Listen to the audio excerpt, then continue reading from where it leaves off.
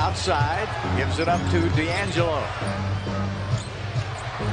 Russell wants Reed going to the basket. Oh, brother.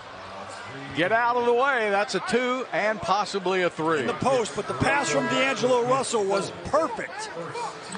And Naz Reid shows you he's got the size and the skill and the ability. He's going to be a really good player in this league. See the mismatch and use it. But he missed a free throw and is tipped away. Covington gets it up to Russell with the hustle. Westbrook! Oh, with a tomahawk slam! And a timeout taken by Minnesota. Russell Westbrook leading the Rockets back here tonight. Oh, that's an 8.5 on the Richter.